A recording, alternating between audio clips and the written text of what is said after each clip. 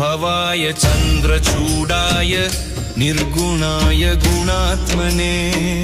भवाय चन्द्रचूडाय निर्गुणाय गुणात्मने कालकालाय रुद्राय नीलग्रीवाय मङ्गलम् कालकालाय रुद्राय नीलग्रीवाय मङ्गलम् वृषारूढाय भीमाय व्याघ्रचर्माम्बराय च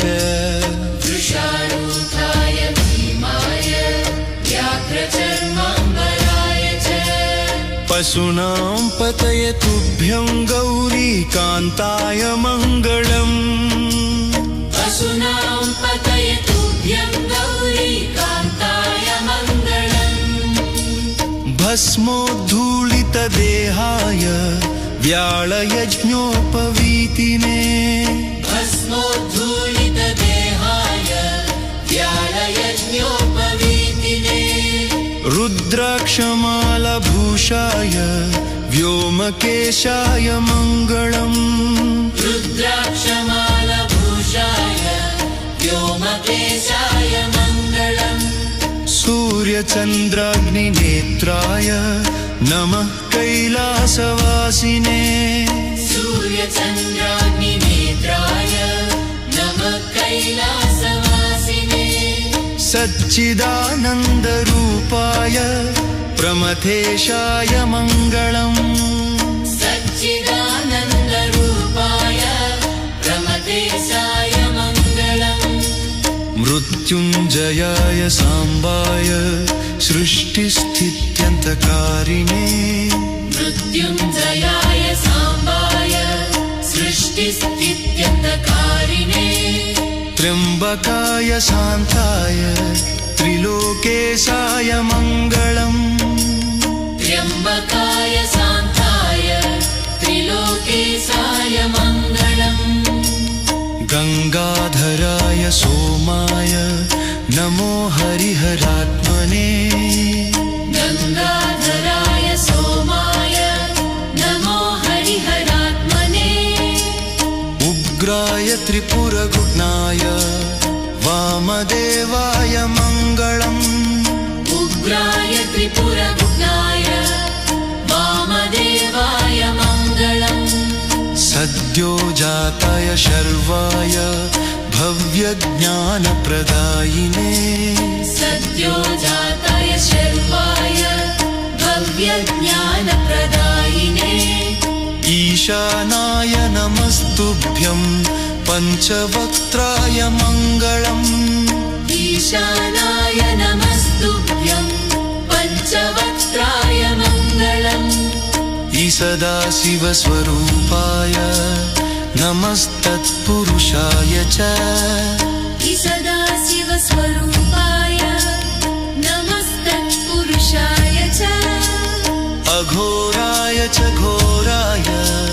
महादेवाय मङ्गलम् अघोराय च घोराय महादेवाय मङ्गलम्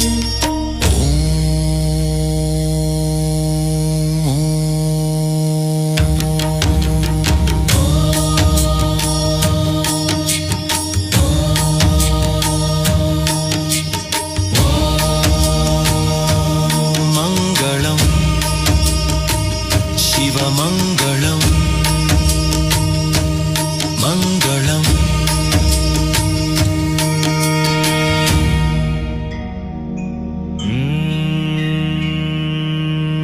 भवाय चन्द्रचूडाय निर्गुणाय गुणात्मने भवाय चन्द्रचूडाय निर्गुणाय गुणात्मने कालकालाय रुद्राय नीलग्रीवाय मङ्गलम् कालकालाय रुद्राय नीलग्रीवाय मङ्गलम् वृषारूढाय भीमाय व्याघ्रचर्माम्बराय च वृषारूढाय भीमाय व्याघ्रचर्माम्बराय च पशूनां पतये तुभ्यं गौरीकान्ताय मङ्गलम् पशूनां पतये तुभ्यं गौरीकान्ताय मङ्गलम् भस्मोद्धूलितदेहाय व्याळयज्ञोपवीतिने भस्मोद्धूलितदेहाय व्याळयज्ञोपवीतिने रुद्राक्षमालभूषाय व्योमकेशाय मङ्गलम् रुद्राक्षमालभूषाय व्योमकेशाय मङ्गलम् सूर्यचन्द्राग्निनेत्राय नमः कैलासवासिने सूर्यचन्द्राग्निनेत्राय नमः कैलासवासिने सच्चिदानन्दरूपाय प्रमथेशाय मङ्गलम् सच्चिदानन्दरूपाय प्रमथेशाय मङ्गलम् मृत्युञ्जयाय साम्बाय सृष्टिस्थित्यन्तकारिणे मृत्युञ्जयाय साम्बाय सृष्टिस्थित्यन्तकारिणे त्र्यम्बकाय शान्ताय त्रिलोकेशाय मङ्गलम् त्र्यम्बकाय शान्ताय त्रिलोकेशाय मङ्गलम् गङ्गाधराय सोमाय नमो हरिहरात्मने गङ्गाधराय सोमाय नमो हरिहरात्मने उग्राय त्रिपुरगुणाय वामदेवाय मङ्गलम् उग्राय त्रिपुरगुणाय वामदेवाय मङ्गलम् सद्यो जाताय शर्वाय भव्यज्ञानप्रदायिने सद्यो जाताय शर्वाय भव्यज्ञानप्रदायिने ईशानाय नमस्तुभ्यं पञ्चवक्त्राय मङ्गलम् ईशानाय नमस्तुभ्यं पञ्चवक्त्राय मङ्गलम् सदाशिवस्वरूपाय नमस्तत्पुरुषाय च सदाशिवस्वरूपाय नमस्तत्पुरुषाय च अघोराय च घोराय महादेवाय मङ्गलम् अघोराय च घोराय महादेवाय मङ्गलम्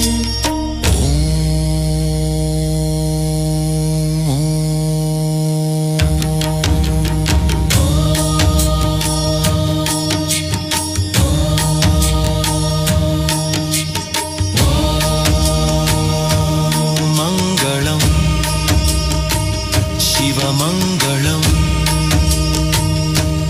मङ्गलम्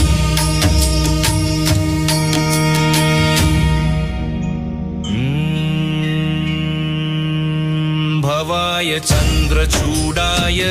निर्गुणाय गुणात्मने भवाय चन्द्रचूडाय निर्गुणाय गुणात्मने कालकालाय रुद्राय नीलग्रीवाय मङ्गलम् कालकालाय रुद्राय नीलग्रीवाय मङ्गलम् वृषारूढाय भीमाय व्याघ्रचर्माम्बराय च वृषारूढाय भीमाय व्याघ्रचर्माम्बराय च पशूनां पतये तुभ्यं गौरीकान्ताय मङ्गलम् पशूनां पतये तुभ्यं गौरीकान्ताय मङ्गलम् भस्मोद्धूलितदेहाय व्याळयज्ञोपवीतिने भस्मोद्धूलितदेहाय व्याळयज्ञोपवीतिने रुद्राक्षमालभूषाय व्योमकेशाय मङ्गलम् रुद्राक्षमालभूषाय व्योमकेशाय मङ्गलम् सूर्यचन्द्राग्निनेत्राय नमः कैलासवासिने सूर्यचन्द्राग्निनेत्राय नमः कैलासवासिने सच्चिदानन्दरूपाय प्रमथेशाय मङ्गलम्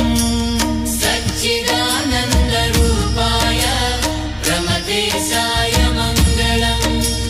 मृत्युञ्जयाय साम्बाय सृष्टिस्थित्यन्तकारिणे मृत्युञ्जयाय साम्बाय सृष्टिस्थित्यन्तकारिणे त्र्यम्बकाय शान्ताय त्रिलोकेशाय मङ्गलम् त्र्यम्बकाय शान्ताय त्रिलोकेशाय मङ्गलम्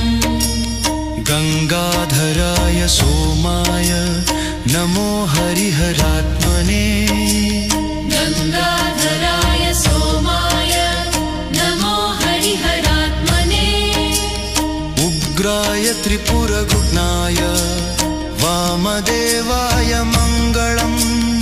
उग्राय त्रिपुरगुणाय वामदेवाय मङ्गलम् सद्यो जाताय शर्वाय भव्यज्ञानप्रदायिने सद्यो जाताय शर्वाय भव्यज्ञानप्रदायिने ईशानाय नमस्तुभ्यं पञ्चवक्त्राय मङ्गलम् ईशानाय नमस्तुभ्यं पञ्चवक्त्राय मङ्गलम् सदाशिवस्वरूपाय नमस्तत्पुरुषाय च सदाशिवस्वरूपाय नमस्तत्पुरुषाय च अघोराय च घोराय महादेवाय मङ्गलम् अघोराय च घोराय महादेवाय मङ्गलम्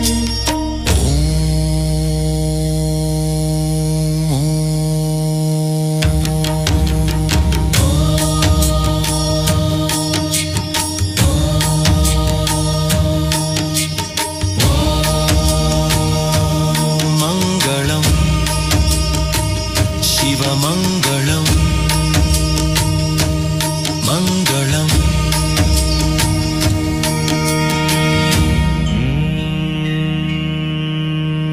भवाय चन्द्रचूडाय निर्गुणाय गुणात्मने भवाय चन्द्रचूडाय निर्गुणाय गुणात्मने कालकालाय रुद्राय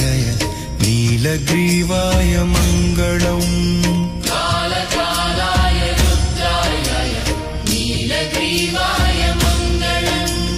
वृषारूढाय भीमाय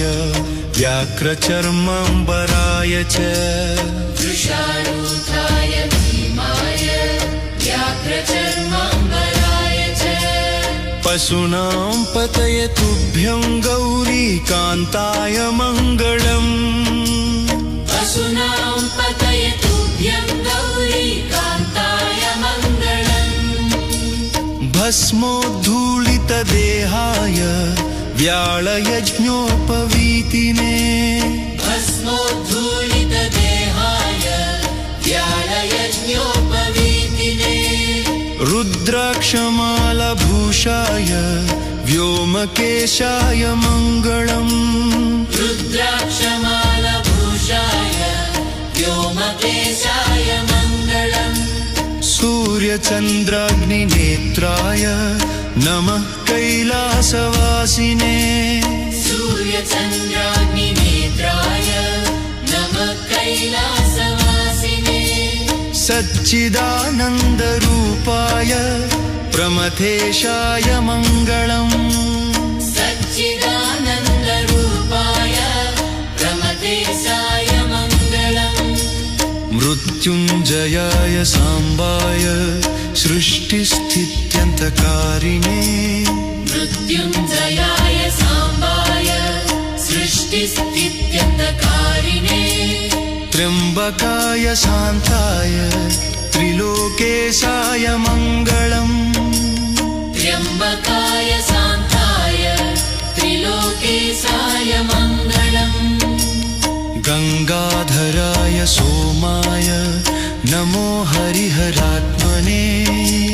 गङ्गाधराय सोमाय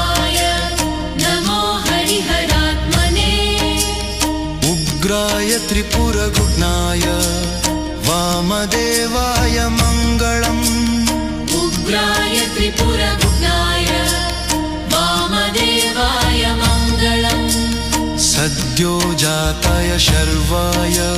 भव्यज्ञानप्रदायिने सद्योजाताय शर्वाय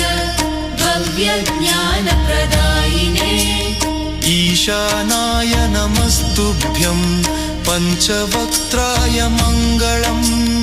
ईशानाय नमस्तुभ्यं पञ्चवक्त्राय मङ्गलम् सदाशिवस्वरूपाय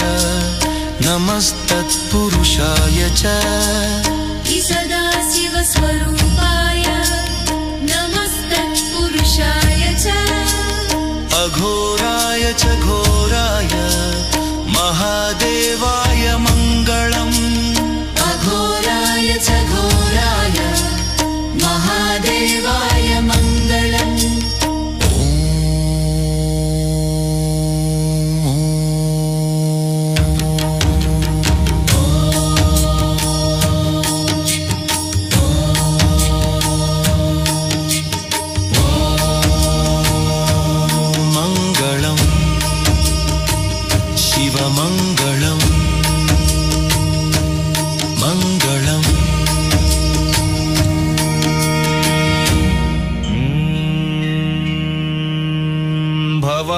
चन्द्रचूडाय निर्गुणाय गुणात्मने भवाय चन्द्रचूडाय निर्गुणाय गुणात्मने कालकालाय रुद्राय नीलग्रीवाय मङ्गलम् कालकालाय रुद्राय नीलग्रीवाय मङ्गलम् वृषारूढाय भीमाय व्याघ्रचर्माम्बराय च वृषारूढाय भीमाय व्याघ्रचर्माम्बराय च पशूनां पतये तुभ्यं गौरीकान्ताय मङ्गलम् पशूनां पतये तुभ्यं गौरीकान्ताय मङ्गलम् भस्मोद्धूलितदेहाय व्याळयज्ञोपवीतिने भस्मोद्धूलितदेहाय व्याळयज्ञोपवीतिने रुद्राक्षमालभूषाय व्योमकेशाय मङ्गलम् रुद्राक्षमालभूषाय व्योमकेशाय मङ्गलम् सूर्यचन्द्राग्निनेत्राय नमः कैलासवासिने सूर्यचन्द्राग्निनेत्राय नमः कैलासवासिने सच्चिदानन्दरूपाय प्रमथेशाय मङ्गलम् सच्चिदानन्दरूपाय प्रमथेशाय मङ्गलम् मृत्युञ्जयाय साम्बाय सृष्टिस्थित्यन्तकारिणे मृत्युञ्जयाय साम्बाय सृष्टिस्थित्यन्तकारिणे त्र्यम्बकाय शान्ताय त्रिलोकेशाय मङ्गलम् त्र्यम्बकाय शान्ताय त्रिलोकेशाय मङ्गलम् गङ्गाधराय सोमाय नमो हरिहरात्मने गङ्गाधराय सोमाय नमो हरिहरात्मने उग्राय त्रिपुरगुणाय वामदेवाय मङ्गलम् उग्राय त्रिपुरगुणाय वामदेवाय मङ्गलम् सद्योजाताय शर्वाय भव्यज्ञानप्रदायिने सद्योजाताय शर्वाय भव्यज्ञानप्रदायिने ईशानाय नमस्तुभ्यं पञ्चवक्त्राय मङ्गलम् ईशानाय नमस्तुभ्यं पञ्चवक्त्राय मङ्गलम् सदाशिवस्वरूपाय नमस्तत्पुरुषाय च सदाशिवस्वरूपाय नमस्तत्पुरुषाय च अघोराय च घोराय महादेवाय मङ्गलम् अघोराय च घोराय महादेवाय मङ्गलम्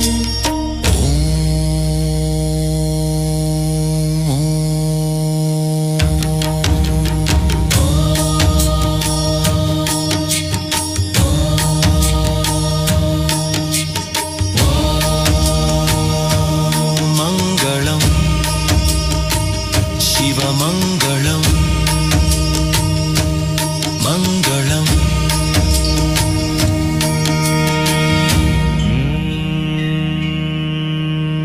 भवाय चन्द्रचूडाय निर्गुणाय गुणात्मने भवाय चन्द्रचूडाय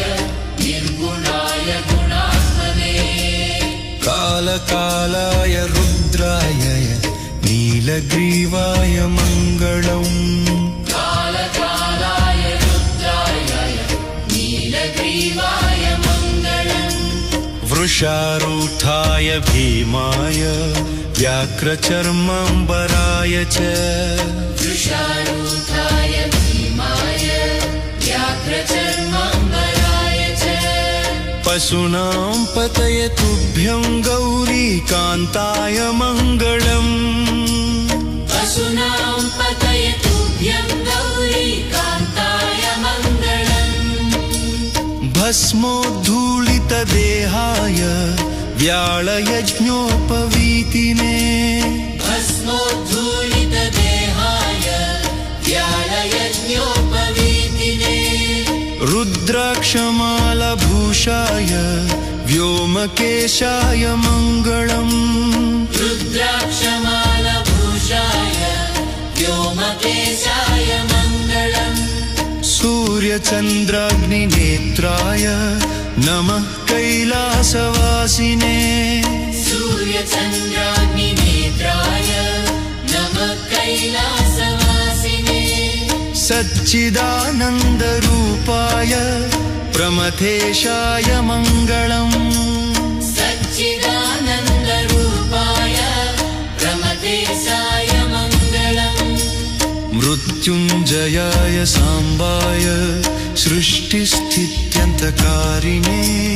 मृत्युञ्जयाय साम्बाय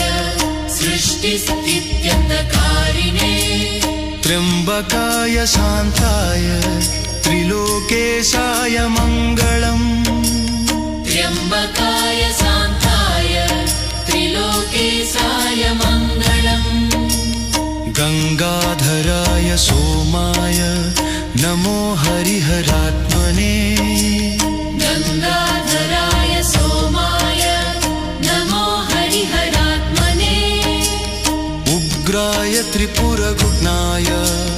वामदेवाय मङ्गलम् उग्राय त्रिपुरगुणाय वामदेवाय मङ्गलम् सद्यो जाताय शर्वाय भव्यज्ञानप्रदायिने सद्यो जाताय शर्वाय भव्यज्ञानप्रदायिने ईशानाय नमस्तुभ्यं पञ्चवक्त्राय मङ्गलम् ईशानाय नमस्तुभ्यं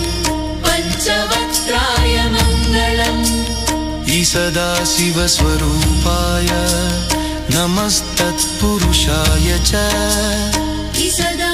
सदाशिवस्वरूपाय नमस्तत्पुरुषाय च अघोराय च घोराय महादेवाय मङ्गलम् अघोराय च घोराय महादेवाय मङ्गलम्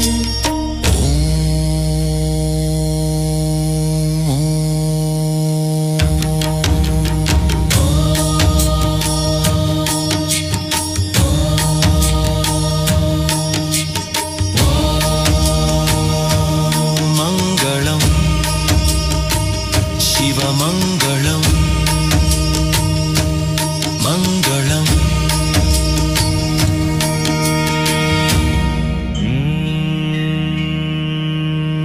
भवाय चन्द्रचूडाय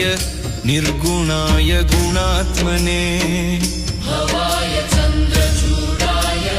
निर्गुणाय गुणात्मने कालकालाय रुद्राय नीलग्रीवाय मङ्गलम् कालकालाय रुद्राय नीलग्रीवाय मङ्गलम् वृषारूढाय भीमाय व्याघ्रचर्माम्बराय च वृषारूढाय भीमाय व्याघ्रचर्माम्बराय च पशूनां पतये तुभ्यं गौरीकान्ताय मङ्गलम् पशूनां पतये तुभ्यं गौरीकान्ताय मङ्गलम् भस्मोद्धूलितदेहाय व्याळयज्ञोपवीतिने भस्मोद्धूलितदेहाय व्याळयज्ञोपवीतिने रुद्राक्षमालभूषाय व्योमकेशाय मङ्गलम् रुद्राक्षमालभूषाय व्योमकेशाय मङ्गलम् सूर्यचन्द्राग्निनेत्राय नमः कैलासवासिने सूर्यचन्द्राग्निनेत्राय नमः कैलासवासिने सच्चिदानन्दरूपाय प्रमथेशाय मङ्गलम् सच्चिदानन्दरूपाय प्रमथेशाय मङ्गलम् मृत्युञ्जयाय साम्बाय सृष्टिस्थित्यन्तकारिणे मृत्युञ्जयाय साम्बाय सृष्टिस्थित्यन्तकारिणे त्र्यम्बकाय शान्ताय त्रिलोकेशाय मङ्गलम् त्र्यम्बकाय शान्ताय त्रिलोकेशाय मङ्गलम् गङ्गाधराय सोमाय नमो हरिहरात्मने गङ्गाधराय सोमाय नमो हरिहरात्मने उग्राय त्रिपुरगुणाय वामदेवाय मङ्गलम् उग्राय त्रिपुरगुणाय वामदेवाय मङ्गलम् सद्यो जाताय शर्वाय भव्यज्ञानप्रदायिने सद्यो जाताय शर्वाय भव्यज्ञानप्रदायिने ईशानाय नमस्तुभ्यं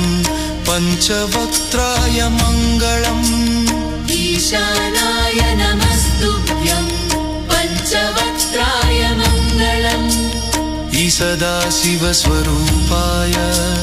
नमस्तत्पुरुषाय च सदाशिवस्वरूपाय नमस्तत्पुरुषाय च अघोराय च घोराय महादेवाय मङ्गलम् अघोराय च घोराय महादेवाय मङ्गलम्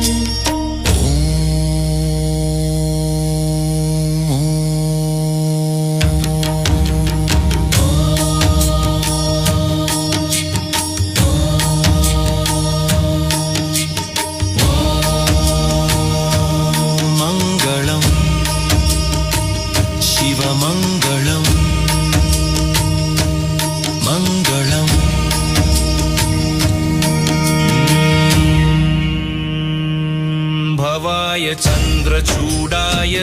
निर्गुणाय गुणात्मने भवाय चन्द्रचूडाय निर्गुणाय गुणात्मने कालकालाय रुद्राय नीलग्रीवाय मङ्गलम् कालकालाय रुद्राय नीलग्रीवाय मङ्गलम् वृषारूढाय भीमाय व्याघ्रचर्माम्बराय च वृषारूढाय भीमाय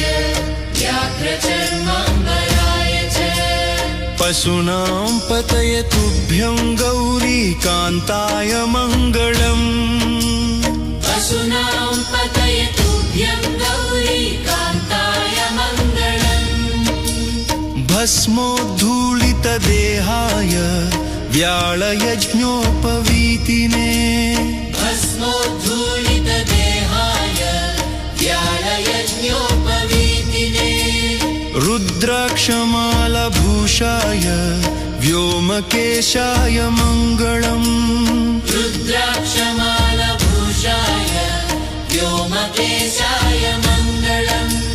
सूर्यचन्द्राग्निनेत्राय नमः कैलासवासिने सूर्यचन्द्राग्निनेत्राय नमः कैलासवासिने सच्चिदानन्दरूपाय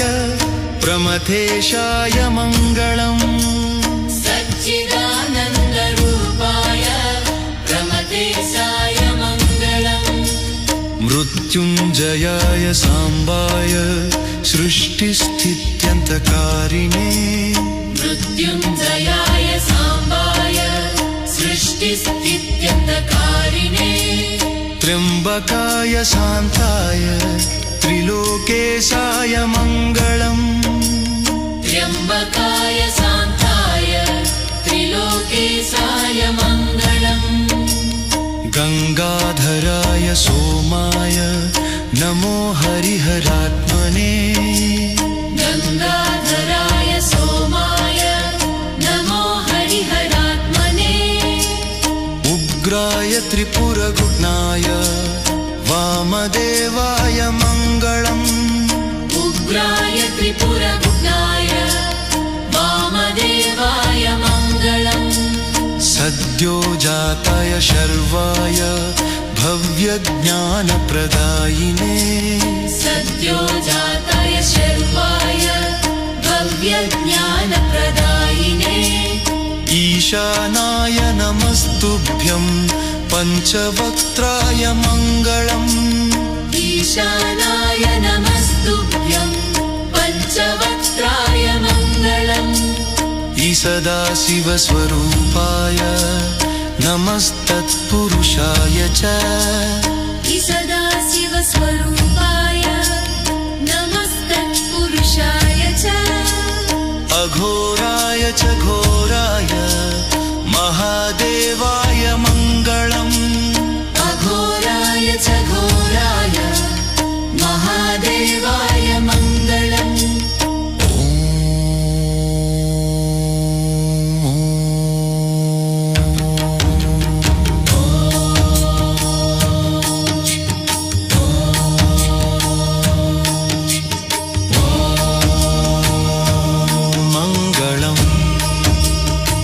शिवमङ्गलम् मङ्गलम्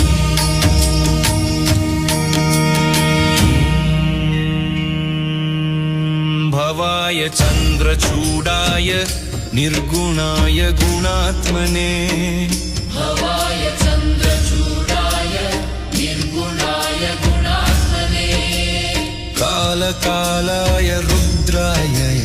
नीलग्रीवाय मङ्गलम् कालकालाय रुद्राय नीलग्रीवाय मङ्गलम् वृषारूढाय भीमाय व्याघ्रचर्माम्बराय च वृषारूढाय भीमाय व्याघ्रचर्माम्बराय च पशूनां पतये तुभ्यं गौरीकान्ताय मङ्गलम् पशूनां पतये तुभ्यं गौरीकान्ताय मङ्गलम् भस्मोद्धूलितदेहाय व्याळयज्ञोपवीतिने भस्मोद्धूलितदेहाय व्याळयज्ञोपवीतिने रुद्राक्षमालभूषाय व्योमकेशाय मङ्गलम् रुद्राक्षमालभूषाय व्योमकेशाय मङ्गलम् सूर्यचन्द्राग्निनेत्राय नमः कैलासवासिने सूर्यचन्द्राग्निनेत्राय नमः कैलासवासिने सच्चिदानन्दरूपाय प्रमथेशाय मङ्गलम् सच्चिदानन्दरूपाय प्रमथेशाय मङ्गलम् मृत्युञ्जयाय साम्बाय सृष्टिस्थित्यन्तकारिणे मृत्युञ्जयाय साम्बाय सृष्टिस्थित्यन्तकारिणे त्र्यम्बकाय शान्ताय त्रिलोकेशाय मङ्गलम् त्र्यम्बकाय शान्ताय त्रिलोकेशाय मङ्गलम् गङ्गाधराय सोमाय नमो हरिहरात्मने गङ्गाधराय सोमाय नमो हरिहरात्मने उग्राय त्रिपुरगुणाय वामदेवाय मङ्गलम् उग्राय त्रिपुरगुणाय वामदेवाय मङ्गलम् सद्यो जाताय शर्वाय भव्यज्ञानप्रदायिने सद्यो जाताय शर्वाय भव्यज्ञानप्रदायिने ईशानाय नमस्तुभ्यं पञ्चवक्त्राय मङ्गलम् ईशानाय नमस्तुभ्यं पञ्चवक्त्राय मङ्गलम् सदाशिवस्वरूपाय नमस्तत्पुरुषाय च सदाशिवस्वरूपाय नमस्तत्पुरुषाय च अघोराय च घोराय महादेवाय मङ्गलम् अघोराय च घोराय महादेवाय मङ्गलम्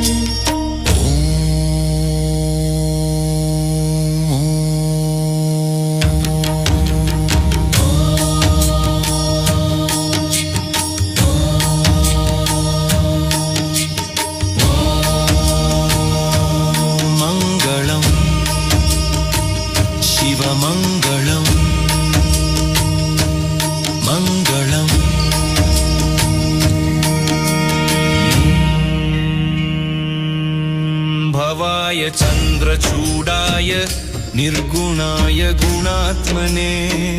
भवाय चन्द्रचूडाय निर्गुणाय गुणात्मने कालकालाय रुद्राय नीलग्रीवाय मङ्गलम् कालकालाय रुद्राय नीलग्रीवाय मङ्गलम् वृषारूढाय भीमाय व्याघ्रचर्माम्बराय च वृषारूढाय भीमाय व्याघ्रचर्माम्बराय च पशूनां पतये तुभ्यं गौरीकान्ताय मङ्गलम् पशूनां पतये तुभ्यं गौरीकान्ताय मङ्गलम् भस्मोद्धूलितदेहाय व्याळयज्ञोपवीतिने भस्मोद्धूलितदेहाय व्याळयज्ञोपवीतिने रुद्राक्षमालभूषाय व्योमकेशाय मङ्गलम् रुद्राक्षमालभूषाय व्योमकेशाय मङ्गलम् सूर्यचन्द्राग्निनेत्राय नमः कैलासवासिने सूर्यचन्द्राग्निनेत्राय नमः कैलासवासिने सच्चिदानन्दरूपाय प्रमथेशाय मङ्गलम् सच्चिदानन्दरूपाय प्रमथेशाय मङ्गलम् मृत्युञ्जयाय साम्बाय सृष्टिस्थित्यन्तकारिणे मृत्युञ्जयाय साम्बाय सृष्टिस्थित्यन्तकारिणे त्र्यम्बकाय शान्ताय त्रिलोकेशाय मङ्गलम् त्र्यम्बकाय शान्ताय त्रिलोकेशाय मङ्गलम् गङ्गाधराय सोमाय नमो हरिहरात्मने गङ्गाधराय सोमाय नमो हरिहरात्मने उग्राय त्रिपुरगुणाय वामदेवाय मङ्गलम् उग्राय त्रिपुरगुणाय वामदेवाय मङ्गलम् सद्यो जाताय शर्वाय भव्यज्ञानप्रदायिने सद्योजाताय शर्वाय भव्यज्ञानप्रदायिने ईशानाय नमस्तुभ्यं पञ्चवक्त्राय मङ्गलम् ईशानाय नमस्तुभ्यं पञ्चवक्त्राय मङ्गलम् सदाशिवस्वरूपाय नमस्तत्पुरुषाय च सदाशिवस्वरूपाय नमस्तत्पुरुषाय च अघोराय च घोराय महादेवाय मङ्गलम् अघोराय च घोराय महादेवाय मङ्गलम्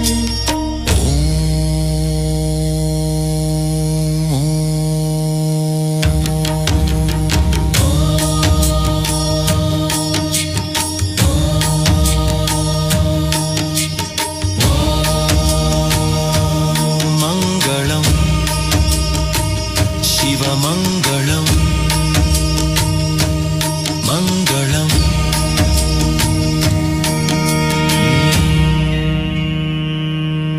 भवाय चन्द्रचूडाय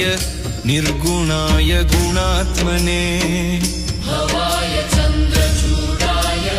निर्गुणाय गुणात्मने कालकालाय रुद्राय नीलग्रीवाय मङ्गलम् कालकालाय रुद्राय नीलग्रीवाय मङ्गलम् वृषारूढाय भीमाय व्याघ्रचर्माम्बराय च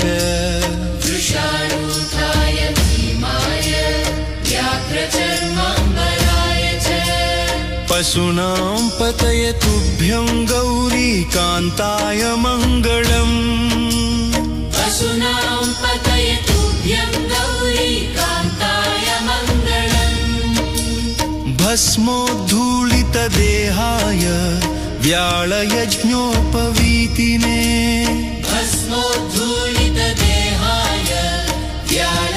व्याळयज्ञोपवीतिने रुद्राक्षमालभूषाय व्योमकेशाय मङ्गलम् रुद्राक्षमालभूषाय व्योमकेशाय मङ्गलम् सूर्यचन्द्राग्निनेत्राय नमः कैलासवासिने सूर्यचन्द्राग्निनेत्राय नमः कैलासवासिने सच्चिदानन्दरूपाय प्रमथेशाय मङ्गलम् सच्चिदानन्दरूपाय प्रमथेशाय मङ्गलम् मृत्युञ्जयाय साम्बाय सृष्टिस्थित्यन्तकारिणे मृत्युञ्जयाय साम्बाय सृष्टिस्थित्यन्तकारिणे त्र्यम्बकाय शान्ताय त्रिलोकेशाय मङ्गलम् त्र्यम्बकाय शान्ताय त्रिलोकेशाय मङ्गलम् गङ्गाधराय सोमाय नमो हरिहरात्मने गङ्गाधराय सोमाय नमो हरिहरात्मने उग्राय त्रिपुरगुणाय वामदेवाय मङ्गलम् उग्राय त्रिपुरगुणाय वामदेवाय मङ्गलम् सद्योजाताय शर्वाय भव्यज्ञानप्रदायिने सद्योजाताय शर्वाय भव्यज्ञानप्रदायिने ईशानाय नमस्तुभ्यं पञ्चवक्त्राय मङ्गलम् ईशानाय नमस्तुभ्यं पञ्चवक्त्राय मङ्गलम् सदाशिवस्वरूपाय नमस्तत्पुरुषाय च सदाशिवस्वरूपाय नमस्तत्पुरुषाय च अघोराय च घोराय महादेवाय मङ्गलम् अघोराय च घोराय महादेवाय मङ्गलम्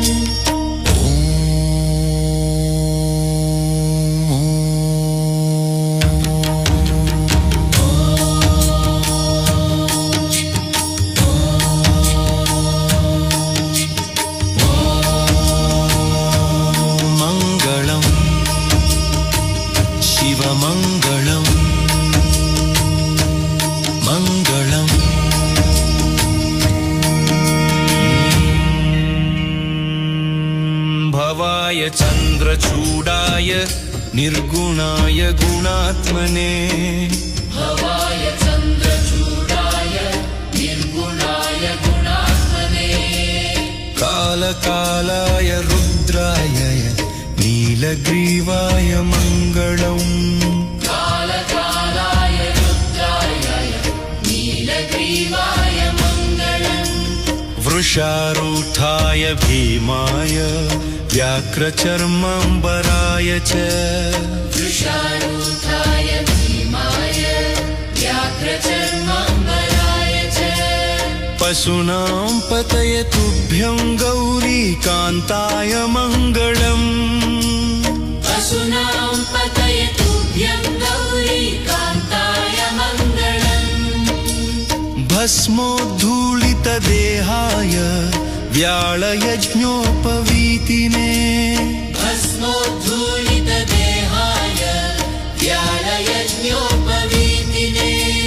रुद्राक्षमालभूषाय व्योमकेशाय मङ्गलम्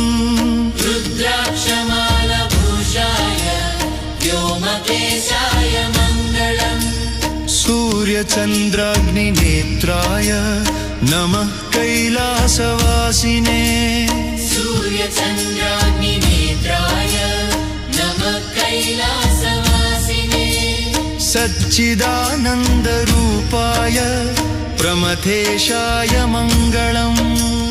सच्चिदानन्दरूपाय प्रमथेशाय मङ्गलम् मृत्युञ्जयाय साम्बाय सृष्टिस्थित्यन्तकारिणे मृत्युञ्जयाय साम्बाय सृष्टिस्थित्यन्तकारिणे त्र्यम्बकाय शान्ताय त्रिलोकेशाय मङ्गलम् त्र्यम्बकाय शान्ताय त्रिलोकेशाय मङ्गलम् गङ्गाधराय सोमाय नमो हरिहरात्मने गङ्गाधराय सोमाय नमो हरिहरात्मने उग्राय त्रिपुरगुणाय वामदेवाय मङ्गलम् उग्राय त्रिपुरगुणाय वामदेवाय मङ्गलम् सद्यो जाताय शर्वाय भव्यज्ञानप्रदायिने सद्यो जाताय शर्वाय भव्यज्ञानप्रदायिने ईशानाय नमस्तुभ्यं पञ्चवक्त्राय मङ्गलम् ईशानाय नमस्तुभ्यं पञ्चवक्त्राय मङ्गलम् सदाशिवस्वरूपाय नमस्तत्पुरुषाय च सदाशिवस्वरूपाय नमस्तत्पुरुषाय च अघोराय च घोराय महादेवाय मङ्गलम् अघोराय च घोराय महादेवाय मङ्गलम्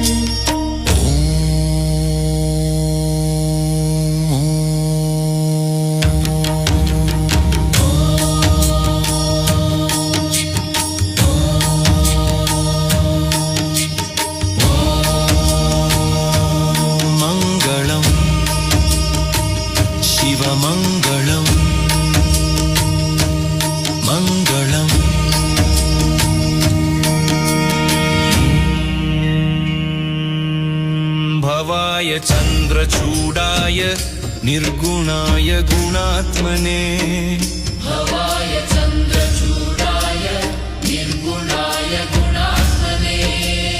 कालकालाय रुद्राय नीलग्रीवाय मङ्गलम् कालकालाय रुद्राय नीलग्रीवाय मङ्गलम् वृषारूढाय भीमाय व्याघ्रचर्माम्बराय च वृषारूढाय भीमाय व्याघ्रचर्माम्बराय च पशूनां पतये तुभ्यं गौरीकान्ताय मङ्गलम् पशूनां पतये तुभ्यं गौरीकान्ताय भस्मोद्धूलितदेहाय व्याळयज्ञोपवीतिने भस्मोद्धूलितदेहाय व्याळयज्ञोपवीतिने रुद्राक्षमालभूषाय व्योमकेशाय मङ्गलम् रुद्राक्षमालभूषाय व्योमकेशाय मङ्गलम् सूर्यचन्द्राग्निनेत्राय नमः कैलासवासिने सूर्यचन्द्राग्निनेत्राय नमः कैलासवासिने सच्चिदानन्दरूपाय प्रमथेशाय मङ्गलम् सच्चिदानन्दरूपाय प्रमथेशाय मङ्गलम् मृत्युञ्जयाय साम्बाय सृष्टिस्थित्यन्तकारिणे मृत्युञ्जयाय साम्बाय सृष्टिस्थित्यन्तकारिणे त्र्यम्बकाय शान्ताय त्रिलोकेशाय मङ्गलम् त्र्यम्बकाय शान्ताय त्रिलोकेशाय मङ्गलम् गङ्गाधराय सोमाय नमो हरिहरात्मने गङ्गाधराय सोमाय नमो हरिहरात्मने उग्राय त्रिपुरगुणाय वामदेवाय मङ्गलम् उग्राय त्रिपुरगुणाय वामदेवाय मङ्गलम् सद्यो जाताय शर्वाय भव्यज्ञानप्रदायिने सद्यो जाताय शर्वाय भव्यज्ञानप्रदायिने ईशानाय नमस्तुभ्यं पञ्चवक्त्राय मङ्गलम् ईशानाय नमस्तुभ्यं पञ्चवक्त्राय मङ्गलम् सदाशिवस्वरूपाय नमस्तत्पुरुषाय च सदाशिवस्वरूपाय नमस्तत्पुरुषाय च अघोराय च घोराय महादेवाय मङ्गलम् अघोराय च घोराय महादेवाय मङ्गलम्